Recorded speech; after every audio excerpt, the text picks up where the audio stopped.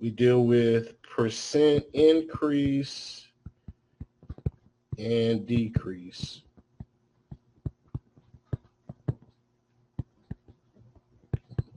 And there's an actual formula we're going to take a look at for the percent increase and decrease specifically. But before we talk about the percent increase or decrease, we're going to talk about adding and subtracting percents. Okay. Now, when you add percents, I'm just going to kind of separate this out into an adding and subtracting portion. When you add percents, you're going to see words like increase. Because if you take an algebra class, there was a portion in the algebra class where you have to convert an algebraic equation to a sentence. So when we take some of these keywords, when you see the word increase, that just simply means add. And when you see the word decrease, that simply means you can subtract percents. For example, if we take a look at just a percentage in general, 100%, that would be the total. If you were to, let's say, increase 100% by 5%, so I'm going to take this 100%, which represents the total, and I'm going to add 5%. So let's just say if you had a salary, and that salary, which would be represented by 100%, is increased by 5%, you could take the 100% total. So if I change 100% to a decimal, I get 1. Plus, if I change 5% to a decimal, I get 0.05. So if I add the two together, I get 1.05, right? Which is actually 105%. When you decrease, so let's just take the same situation. So we have 100%, and let's say we want to decrease that 100% total by 5%. I'm going to do the same thing. I'm simply going to subtract percentages. So 100% minus 5% is 95%, and you can change 95% to a decimal by simply removing the percent symbol, moving that decimal 2 places to the left, and we have 0.95.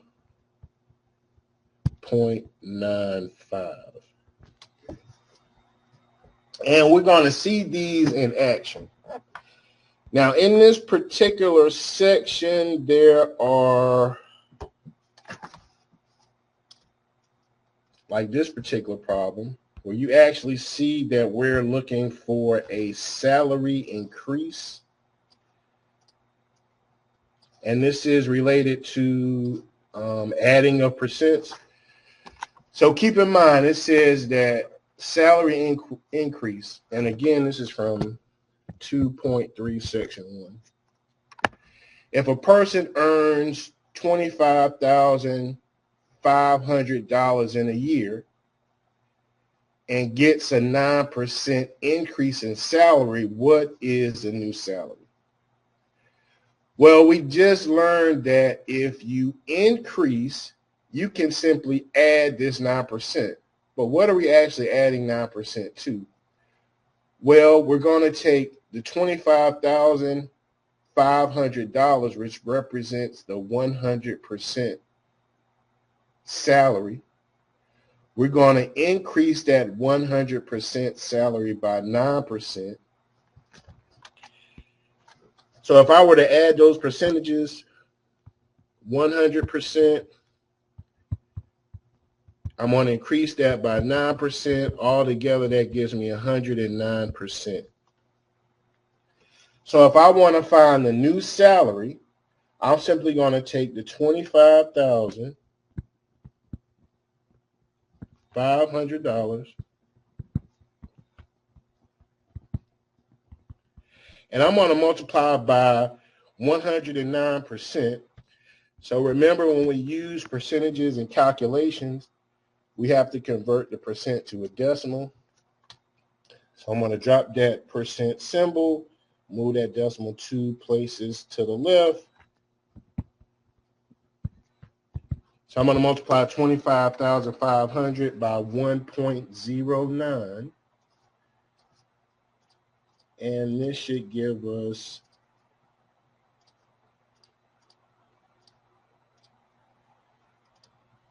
$27,795 as the new salary. So instead of using 2 steps, I use 1 step. In the previous lecture, we took, or it's possible to take the 25,500, multiply that by 9%.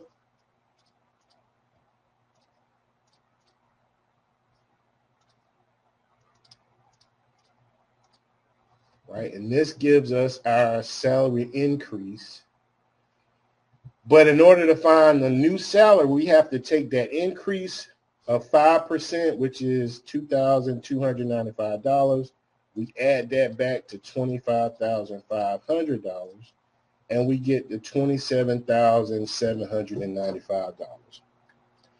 So we can use this method of just simply adding the percents, or you could complete the problem in 2 steps where you find the salary increase and then add that salary increase back to your base total. But from this point going forward, whenever we're asked to add and subtract percents, as we're going to see, I'm going to use this method. All right, so that was a salary increase.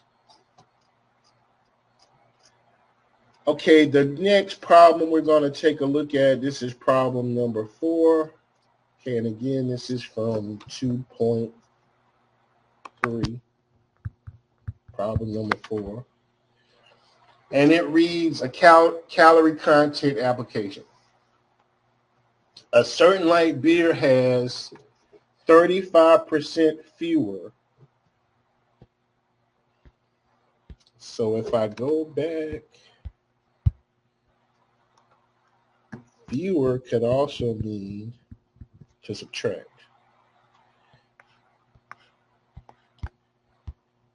So we have 35 calories fewer than the regular beer for a certain light beer. If the regular beer has 120 calories per bottle, how many calories are in the same size bottle of light beer? So here we're asked to find 35 fewer calories. 35% fewer calories. So in this instance, the 120 calories per bottle, this is considered to be the 100% total.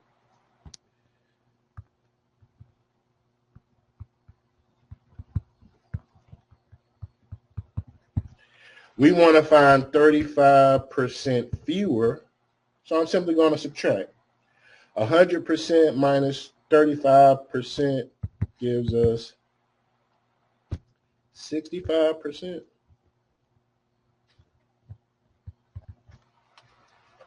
Right, which is 35% fewer than 100%. I'm going to convert 65% to a decimal, which would be 0.65. Now that I found my percentage, I want to multiply 120 times 0.65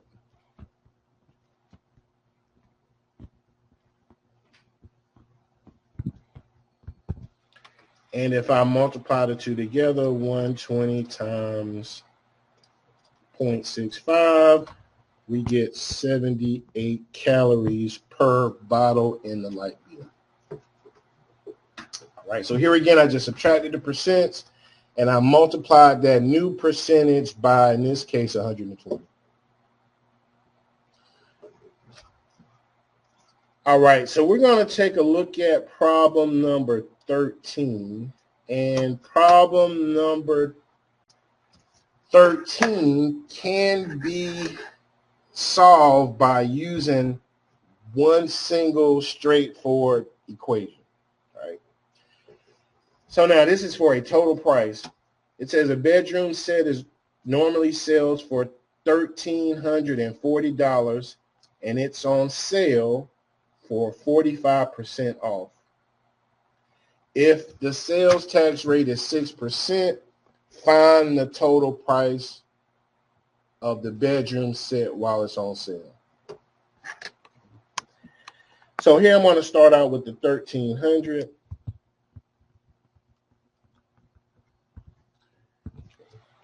Since this 1,300 represents 100%, the bedroom set is on sale for 45% off. So I'm going to subtract 100% minus 45% off, and that should give me 55%. So I'm going to multiply 1,300 times 55%. So just remember that 55% is 0.55 as a decimal. And then we have a 6% sales tax. So the 6% sales tax is an increase. So I'm going to take 100%. I'm going to subtract 6%. And 100% minus 6% is 94%. Or excuse me.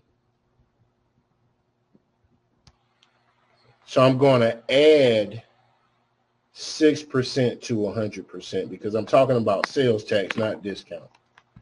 So I'm going to add 6%. So I have 106%. And 106% as a decimal is 1.06. So I'm going to multiply by 1.06. So here's the breakdown. We have the $1,300, which represents the 100% total price. There was a 45% discount. So we subtracted 45% from 100%. We got 55%. And we change that to a decimal. That's where the 0.55 comes in. And then in order to include the sales tax of 6%, we added 6% to 100% to get 106%, which is 1.06. And now if we multiply everything together,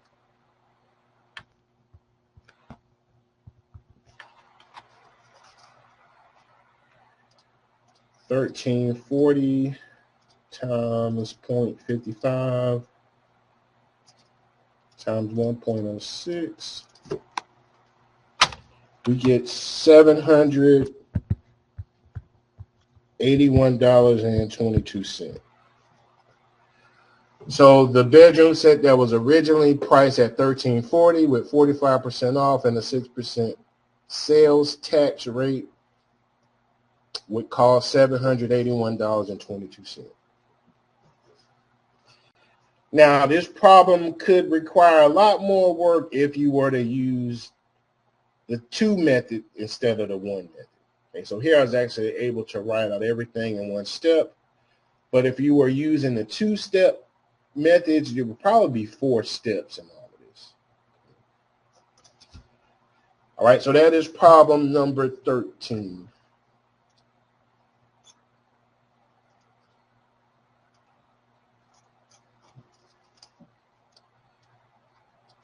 All right, next we're going to talk about percent increase and percent decrease.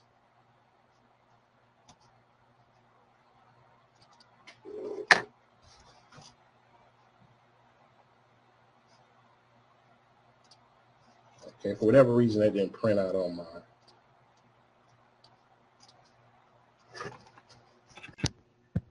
So here's the formula for the percent increase or decrease. And we'll see in just a second why it could be an increase or a decrease. In the numerator, you would put your change in amounts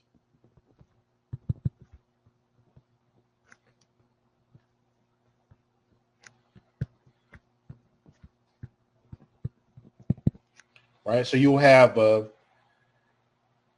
final price, and then you have an initial price.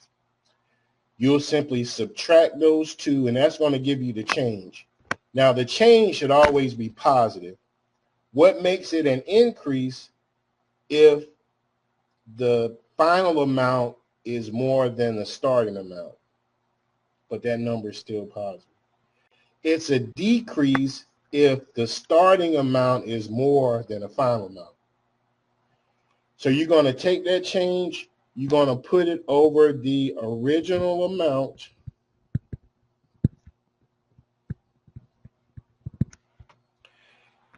and then you're going to convert that to a percentage, so you're going to multiply by 100%.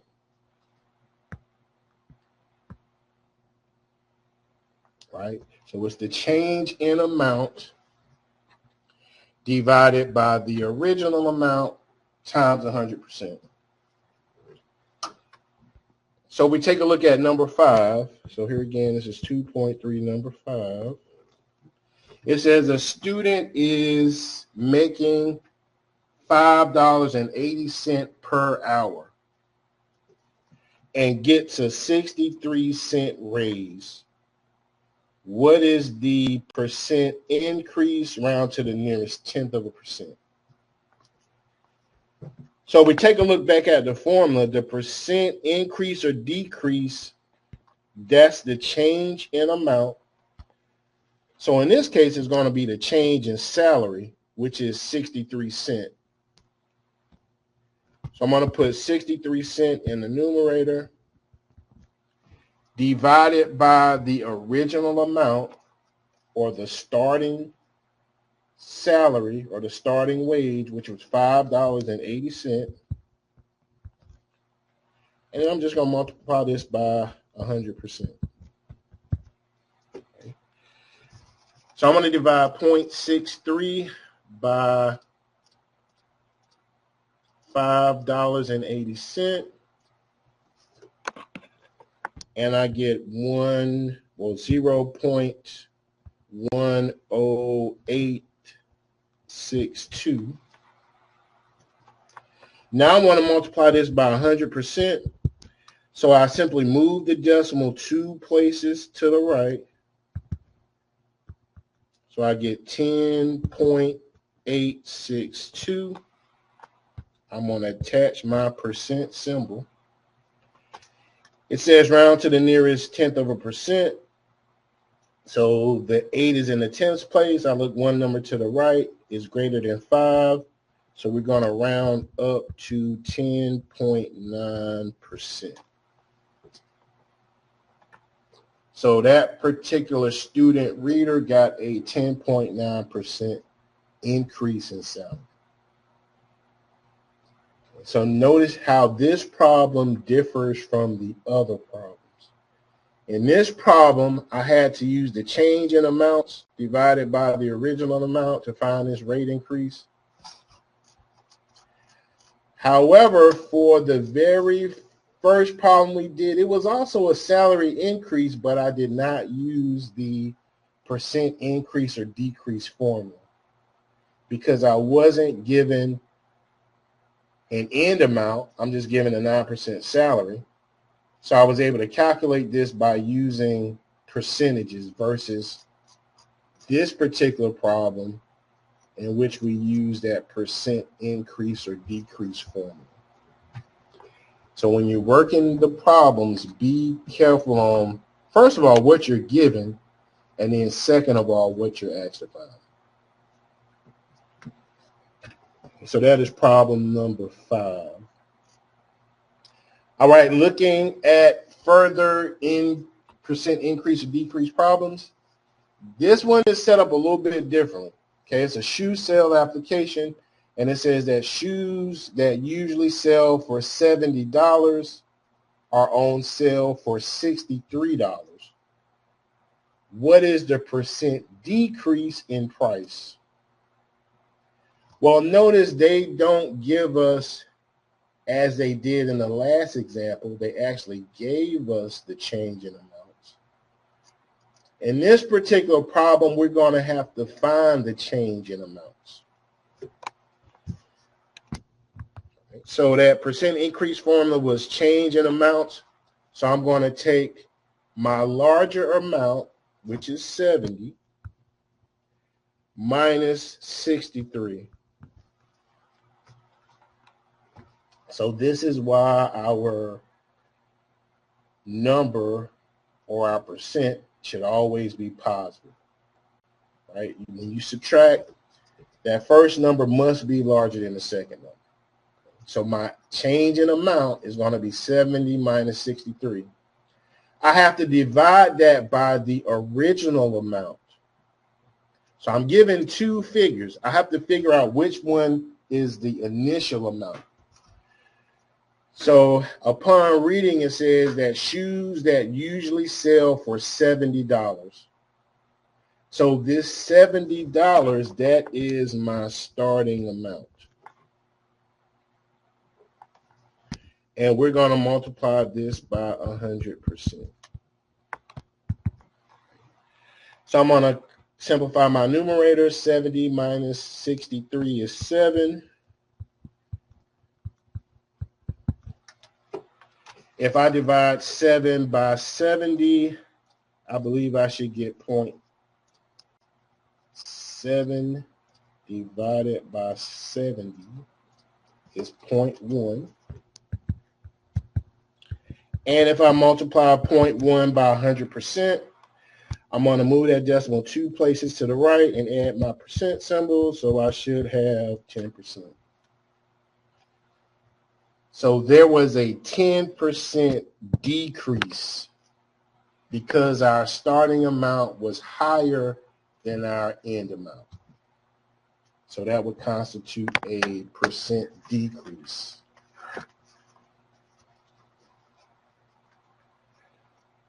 Okay, and let's take a look at the last problem in this section 2.3, and it deals with a graph.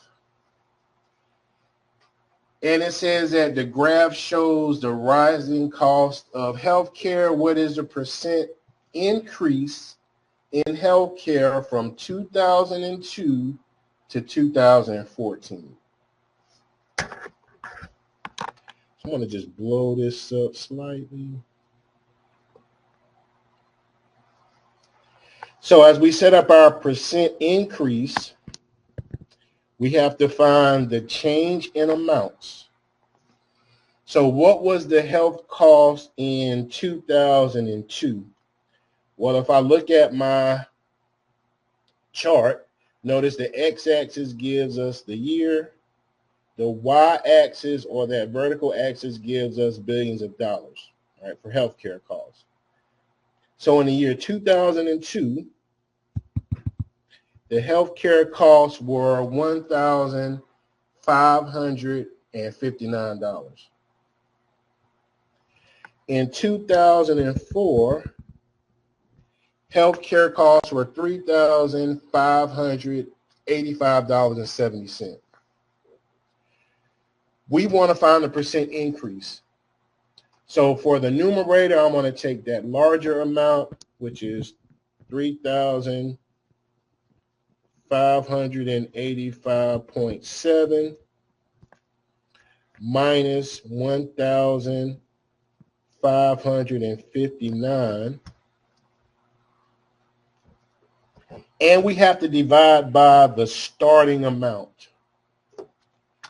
Well, if we take a look at the chart, the starting amount in 2002 was 1,559. So that's our starting amount.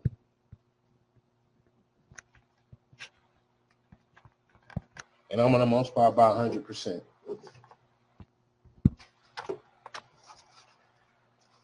All right, so if we simplify the numerator, that's 3587 minus $1,559, which is 2028.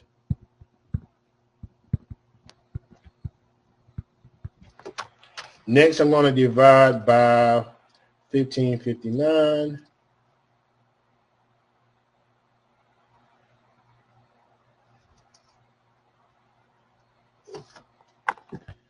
And I get 1.3008. I'm going to multiply that by 100%. So I'm going to move the decimal 2 places to the right and add my percent symbol. So we have 130% rise in healthcare costs from 2002 to 2014, which is significant. All right, so any questions about 2.3? All right, now in the next section, we deal with interest, compound interest, and simple interest.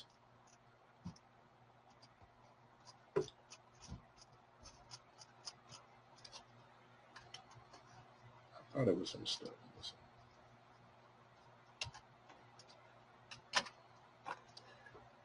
All right, so first off, here is the simple interest formula. And it's I is equal to P times R times T, where I is the interest that'll be in the account after time T. Right? So this is not going to give you how much money should be in your account. It's only going to give you the interest that it makes.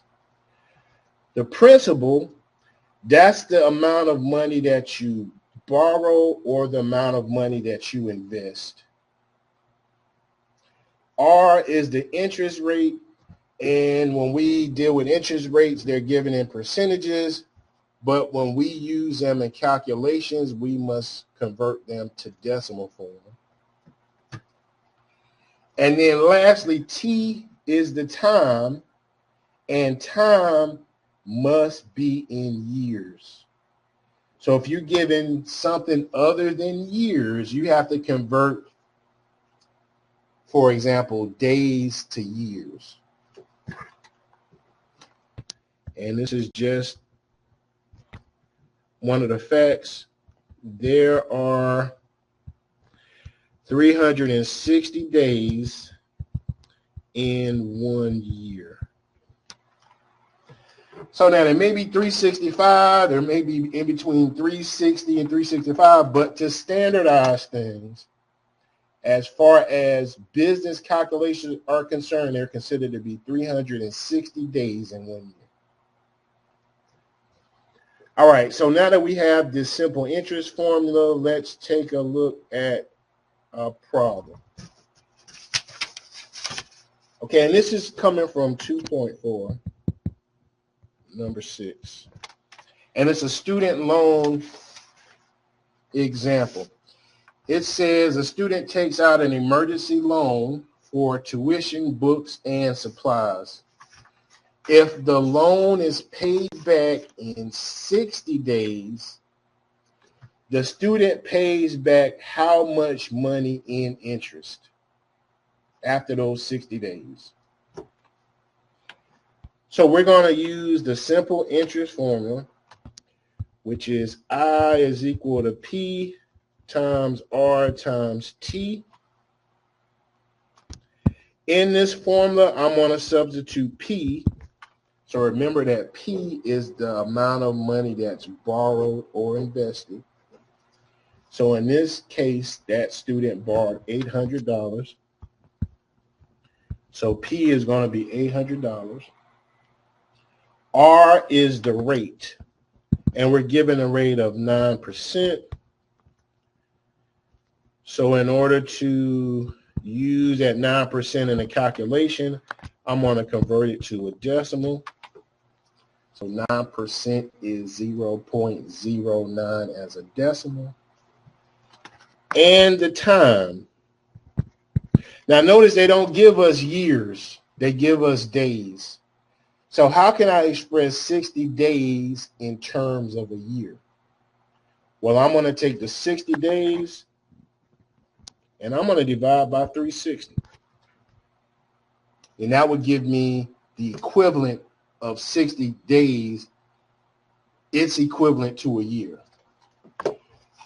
So if we were to divide this up, 60 divided by 360, that should give us 0.60 divided by 360. That gives us 1.677. So I'm going to multiply all these things together. So that's 800 times 9% or 0.09 times 1.67.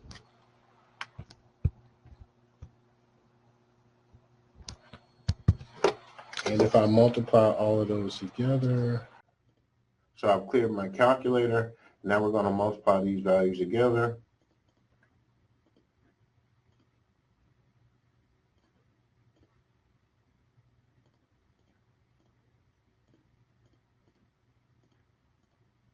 And we have an interest of $12.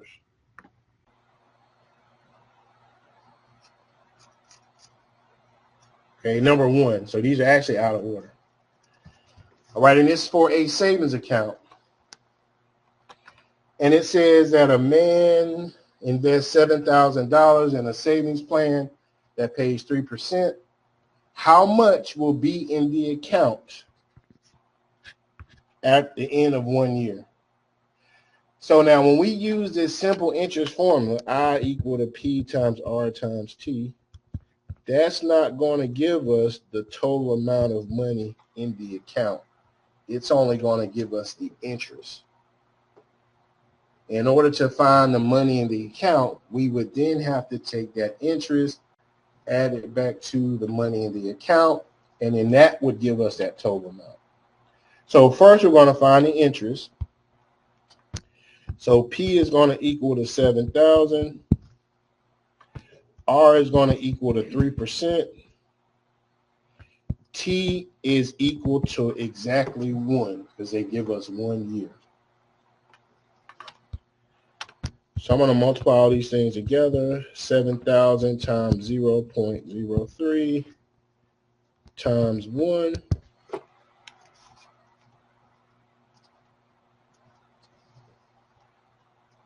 $7,000 times 0.03. That gives us $210. But remember, this is only the interest. So in order to find the account balance, which is what the problem is asking for, I'm going to take that 7,000 plus $210. So in the account, we should have $7,210 after exactly 1 year. All right, and that is the simple interest formula. Now, the next formula that we're going to use is called compound interest.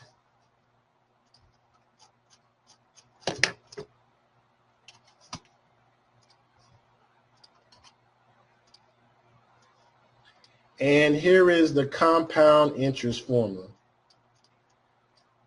So notice it's totally different from the simple interest formula. So the compound interest formula is A. This compound interest formula, it gives you the amount in the account after time T. So unlike the simple interest formula, this gives you the amount in the account originally plus the interest. So here's how the formula reads. A is equal to P, so P is still the principal, times 1 plus R, and R is the interest rate, over N. N is the number of compoundings. So if the question says that the account is compounded annually, that means every year. N is going to equal to 1. If it's semi-annually, N is equal to 2. And if it's quarterly, N is going to equal to 4. And then last we have T, which is the time in years. So let's take a look at the problem. So, and it reads compound interest. So the compound interest problems will specifically tell you that they're compound interest. So if the question is a compound interest application, you want to use this compound interest formula. All right, so it says a woman put $6,000 in an account that pays 5% compounded annually. How much money is in the account at the end of 2 years? So I'm going to write out the formula. A is equal to P times 1 plus R over N raised to the N times T. I'm going to substitute P for 6,000. R is 5%, which is 0.05 as a decimal. N is the number of compoundings, and since it's compounded annually, N is going to equal to 1. And T, which is the time, which must be in years, is equal to 2. So I'm going to plug all of this into the formula and simplify. So we have 6,000 times 1 plus R, which is 0.05 divided by N. So 0.05 divided by 1 is still 0.05. And we're going to raise that to the N. Let me just make everything visible. 0.05 over 1 raised to the N times T, so that's 1 times 2.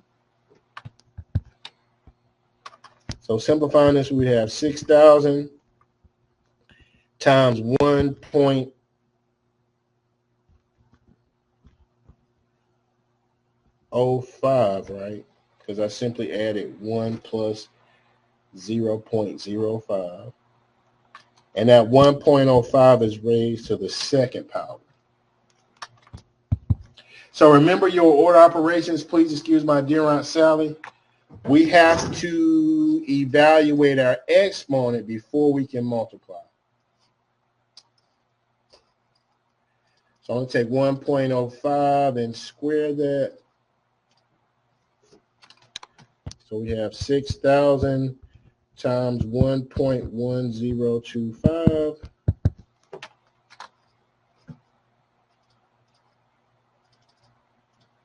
So at the end of 2 years, we should have a total of $6,615. So keep in mind that includes the original $6,000 plus the interest.